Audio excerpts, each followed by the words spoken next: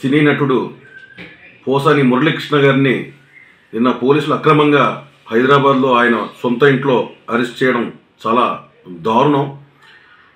గతంలో చంద్రబాబు నాయుడు గారు అధికారంలో 14 సంవత్సరాలు ఉన్నప్పుడు మీరు చేసినటువంటి మోసాలని ఆయన ఎండగట్టారు. ఆయన ఎండగట్టినందుకు ఈరోజు కక్షపూరితంగా ఆయన అరెస్ట్ చేశారు. అలాగే ఇటీవలే మన గన్నవరంలో వంశీని అరెస్ట్ చేశారు.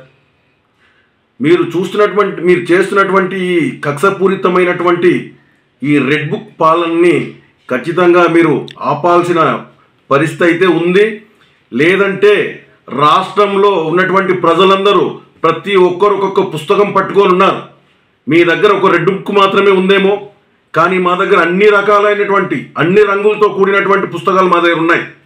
కాబట్టి చంద్రబాబు నాయుడు గారు అలాగే నారా లోకేష్ గారు మీరు చేస్తున్నటువంటి ఈ అక్రమ అరెస్టుల్ని ఖచ్చితంగా ఆపండి.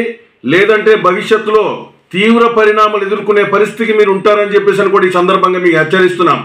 ఈరోజు ఏమైనా సమస్య వచ్చినప్పుడు మేము ప్రశ్నిస్తాం. ఇలాంటి కక్షపూరితమైనటువంటి వాతావరణం ఉండకూడదు. నేను ఏ సమస్య వచ్చినా సరే ప్రశ్నిస్తానన్నటువంటి పవన్ కళ్యాణ్ గారు మీరు ఎక్కడున్నారు? అసలు రాష్ట్రంలో ఏం జరుగుతుంది? మీరు ఇచ్చినటువంటి హామీలు ఎక్కడికి పోయాయి? రైతు భరోసా ఎక్కడికి పోయింది? అమ్మఒడి ఎక్కడికి పోయింది? తల్లికి వందనం అన్నారు, తల్లికి వందనం ఎక్కడికి పోయింది? ఫ్రీ బస్సు లేదు. ఇలాంటి వాటి కోసం మేము ప్రెస్ మీట్లో మాట్లాడితే అరెస్టులు చేస్తారు, సోషల్ మీడియాలో పోస్టులు పెడితే అరెస్ట్ చేస్తారు.